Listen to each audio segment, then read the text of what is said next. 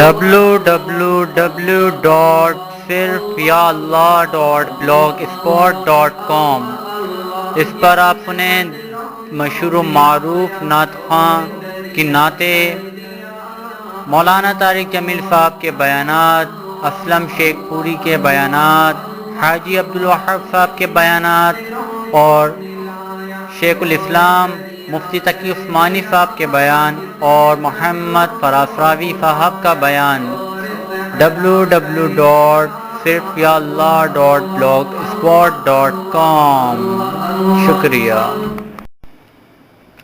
میرے بھائیوں، دوستوں، ساتھیوں، جہاں اللہ کا ذکر ہو رہا ہو، اللہ والے بیٹھے ہوں تو وہ جگہ ایسی جگمگاتی ہوئی نظر آتی ہے۔ ہم آسمان پہ نظر ڈالتے ہیں تو آسمان پر ستارے جگمگاتے ہوئے نظر آتے ہیں۔ ایسے اللہ سبحانہ تعالیٰ کے اعلیٰ فرشتے اس جگہ کو دیکھتے ہیں تو وہ جگہ بھی ایسی جگمگاتی ہوئی نظر آتی ہے۔ میرے بھائیوں، دوستوں، ساتھیوں، ہمیں اللہ سبحانہ تعالیٰ کا لاکھ لاکھ شکر ادا کرنا چاہیے کہ اللہ سبحانہ تعالیٰ نے ہم سب کو انسان بنایا، مسلمان ہونے کا شرف بخشا، حضرت محمد صلی اللہ تعالیٰ علیہ وسلم کی پیاری امت میں پیدا فرمایا۔ حضرت محمد صلی اللہ تعالی علیہ وسلم افضل ترین نبی ہیں اور یہ امت بھی افضل ترین امت ہے کہ فرمایا کہ تمام انبیاء علیہ السلام پر جنت اس وقت تک حرام کر دی گئی جب تک کہ سرکار دو عالم صلی اللہ تعالی علیہ وسلم کو جنت میں داخل نہ کر دیا جائے، اور پھر فرمایا کہ تمام امتوں پہ جنت اس وقت تک حرام کر دی گئی جب تک کہ سرکار دو عالم صلی اللہ تعالی علیہ وسلم کی امت کو جنت میں داخل نہ کر دیا جائے۔ ہمیں تو اللہ سبحانہ تعالیٰ کا پھر اور لاکھ لاکھ شکر ادا کرنا چاہیے کہ اللہ سبحانہ تعالیٰ نے ہم سب کو ایمان کی دولت سے نوازا۔ ایمان کا مطلب کیا؟ کہ اللہ سبحانہ تعالیٰ کو تمام قدرت و صفت کے ساتھ ماننا۔ ایمان کا کلمہ لا الہ الا اللہ ہے۔ اللہ سبحانہ تعالیٰ بہت بڑے ہیں، اللہ اکبر، اور ان کا ذکر بھی بہت بڑا ہے، ذکر اللہ اکبر۔ اللہ سبحانہ تعالیٰ نے چھوٹی سے چھوٹی چیز کو پیدا فرمایا، جیسے کالی چوٹی، ایک کالی چوٹی کالی رات کے اندر ہو، کالے پتھر کے نیچے ہو، اللہ سبحانہ تعالیٰ کی ذات اس کو جانتی ہے، دیکھتی ہے، رزق پہنچاتی ہے۔ ہاں، یہاں تک کہ اس کی جو ننھے سے دماغ کے اندر سوچ و خیال ہے، اللہ سبحانہ تعالیٰ کے وہ بھی علم ہے۔ اللہ سبحانہ تعالیٰ نے جو بڑی سے بڑی چیز کو پیدا فرمایا وہ آسمان ہے۔ انسان کو دنیا کے اندر مکان بنانا پڑے تو سب میں پہلے بنیاد ڈلواتا ہے، بنیاد ڈلوانے کے بعد پلر کو کھڑا کرتا ہے، تو پھر جا کے چھت کو اٹکاتا اور لٹکاتا ہے۔ اللہ سبحانہ تعالیٰ نے اتنا بڑا آسمان جو پیدا فرمایا، نہ کنڈے سے لٹکایا، نہ اوپر کنڈے سے لٹکایا، نہ نیچے پلر سے لٹکایا۔ اللہ سبحانہ تعالیٰ نے اپنی قدرت سے پیدا فرمایا۔ وَهُوَ عَلَى كُلِّ شَيْءٍ قَدِيرٌ، بے شک اللہ سبحانہ تعالیٰ ہر چیز پر قادر ہے۔ پھر اللہ سبحانہ تعالیٰ نے اسی آسمان کے اوپر ستاروں کو پیدا فرمایا، ستاروں میں اتنی جھلملاہٹ کو رکھا۔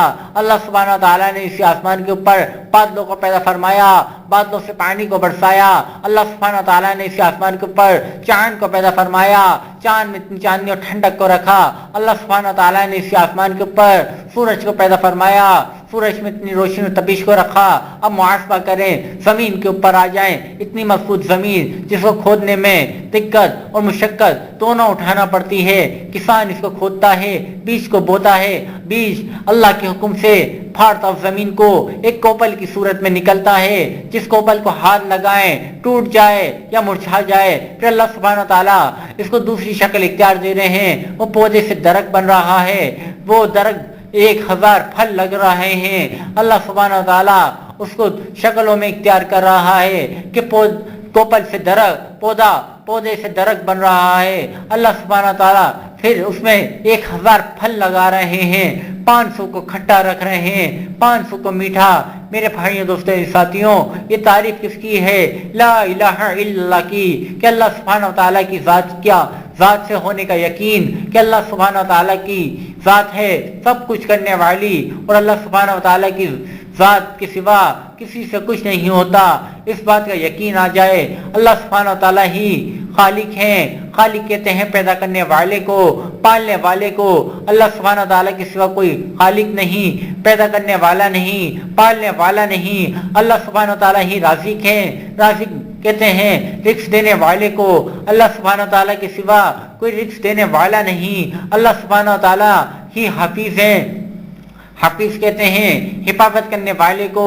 اللہ سبحانہ تعالیٰ کے سوا کوئی حفاظت کرنے والا نہیں۔ اللہ سبحانہ تعالیٰ ہی مالک ہیں، اللہ سبحانہ و تعالیٰ کے سوا کسی کی ملکیت نہیں، اللہ سبحانہ و تعالیٰ ہی بادشاہ ہیں، اللہ سبحانہ و تعالیٰ کے سوا کسی کی بادشاہت نہیں، اللہ سبحانہ و تعالیٰ جس کو عزت دینا چاہیں تو پھر سارے مل کے ذلیل کرنا چاہیں تو نہیں کر سکتے، اللہ سبحانہ و تعالیٰ جس کو ذلیل کرنا چاہیں تو پھر سارے مل کر اس کو عزت نہیں دے سکتے۔